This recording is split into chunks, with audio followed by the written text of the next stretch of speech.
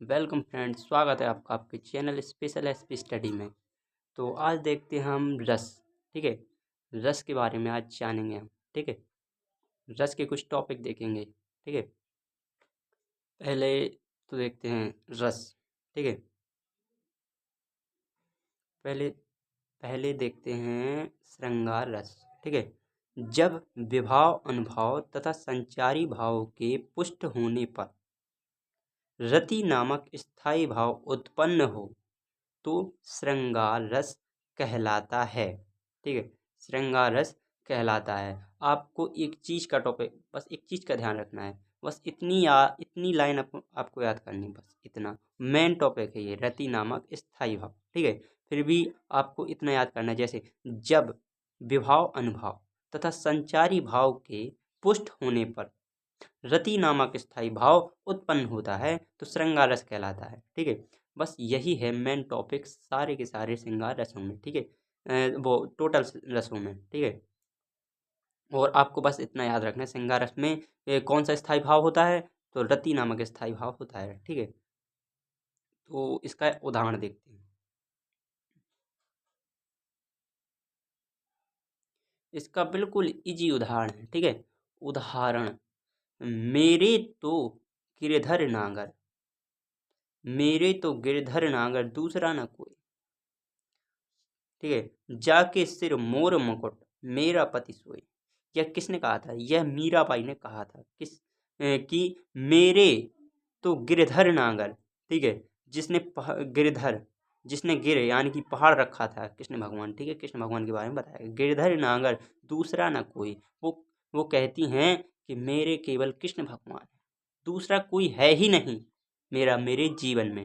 ठीक है, तो मेरे जीवन में दूसरा कोई है ही नहीं। तो जाके सिर पे मोर मुकुट महारो पति सोई, यानी कि मेरा पति सोई, जिसके सर पे मोर मुकुट है वही मेरा पति है। ठीक है दोस्तों, इतना समझ में आ गया आपको? बिल्कुल इजी उदाहरण है। ठीक है, मेरे तो गिरधर नागर दूसरा ना कोई, जाके सिर पे मोर मुकुट मेरो पति सोई। और आपको इसमें एक चीज देखनी है, स्थाई स्थाई भाव।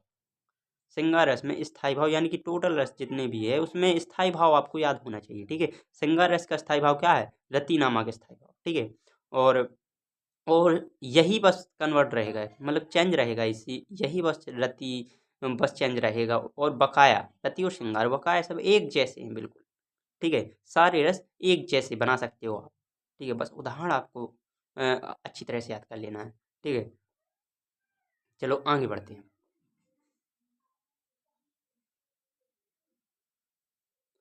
अब इसी प्रकार वीर रस। ठीक है,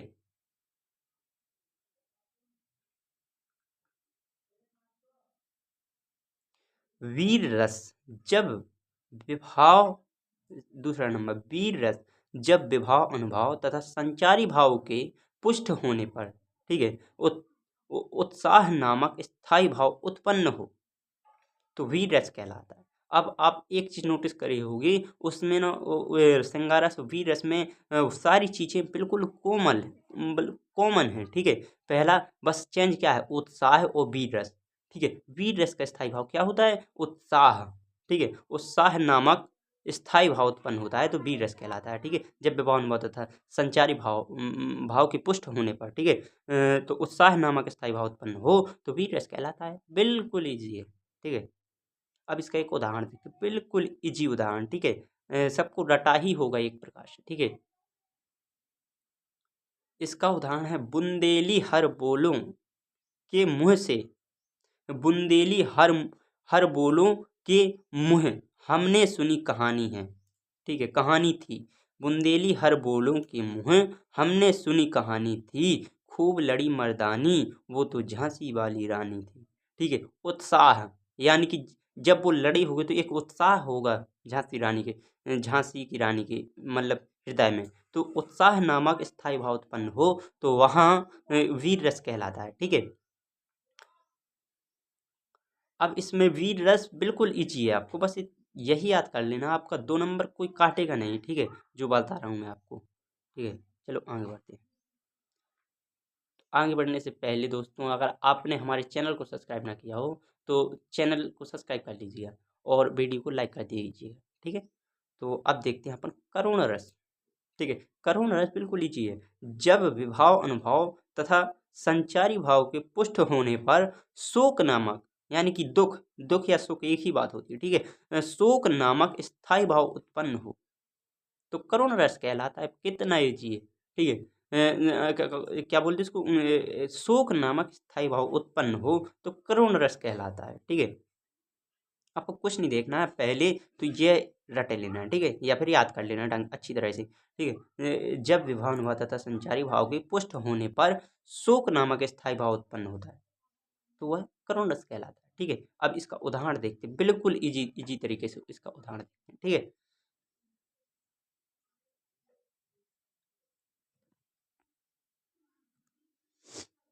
उदाहरण, मेरे हृदय के हर्ष हाँ, ठीक है, मेरे हृदय के हर्ष हाँ, अभिमन्यु अब तू है कहाँ, ठीक है। यह मतलब जो अभिमन्यु की माँ थी, जब वो रणभूमि में मारा गया था तब उसकी माँ के अंदर हृदय में दुख उत्पन्न हुआ था, ठीक है, दुख उत्पन्न हुआ था तो उसने मतलब उनकी माँ ने यह कहा था, मेरे हृदय के हर्ष हाँ, अभिमन्यु अब तू है कहाँ। तो यह उनको अत्यधिक दुख हुआ, तो उसी दुख का वर्णन करना है, यानी कि दुख नामक स्थायी भाव उत्पन्न हुआ है इसमें, ठीक है। और दुख या शोक एक ही बात है। अब देखते हैं हास्य रस। हास्य भी बिल्कुल उसी की तरह बिल्कुल इजी है, ठीक है, बिल्कुल इजी है हास्य रस।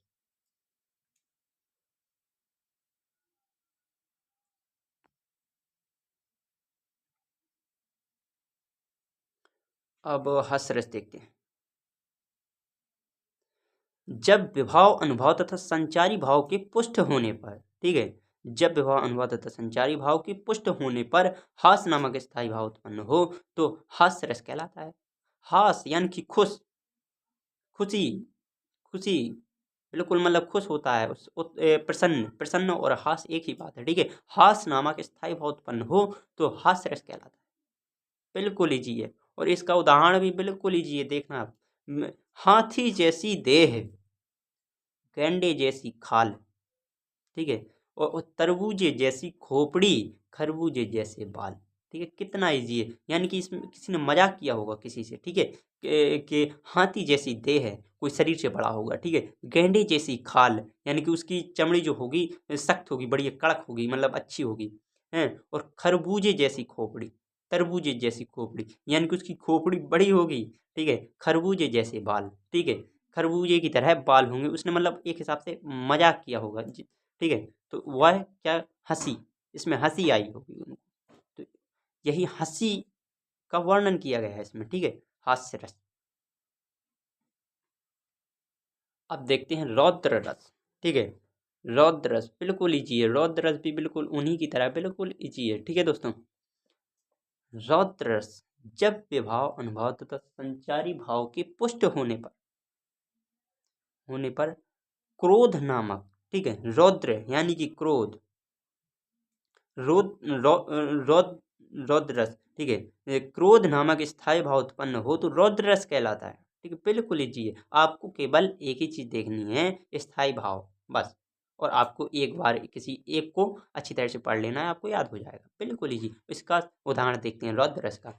खून उसका उबल रहा था, ठीक है, खून उसका उबल रहा था, मनुष्य से दैत्य में बदल रहा था, ठीक है। तो बिल्कुल इसको क्रोध आया होगा, ठीक है, क्रोध आया होगा कि खून उसका उबल रहा था, ठीक है, और मनुष्य से दैत्य में बदल रहा था। यदि कोई क्रोधित होता है तो वह मनुष्य दैत्य की तरह व्यवहार करने लगता है, तो उसी बारे में इसमें वर्णन किया गया है, ठीक है। अब देखते हैं लास्ट, ठीक है।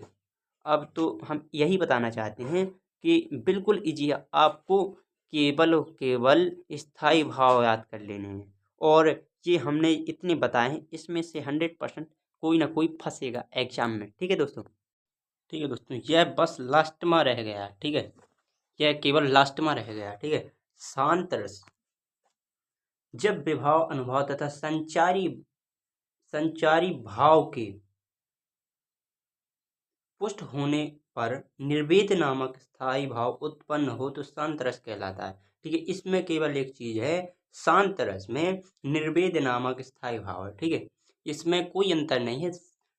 निर्वेद नामक स्थायी भाव शांत रस कहलाता है। ठीक है, और ये पिछली की तरह देखना है आपको। जब विभावन बहुत संचारी भाव के पुष्ट होने पर निर्वेद नामक स्थायी भाव उत्पन्न हो तो शांत रस कहलाता है। इसका उदाहरण तो बिल्कुल ही इजी है, देखना।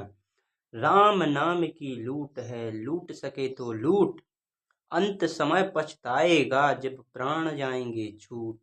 कितना इजी, बिल्कुल इजी है एक हिसाब से देखो तो इसका उदाहरण। ठीक है, तो आप अगर इसी पैटर्न में लिख के आते हो, इसमें से कोई एक अवश्य फंसेगा। ठीक है, अगर इसी पैटर्न में लिख के आओगे आप, तो 2 नंबर आपका कोई भी नहीं काटेगा। ठीक है, तो आपको यह इतना याद कर लेना है, अपने 2 नंबर बिल्कुल फिक्स करने हैं। ठीक है दोस्तों, थैंक यू।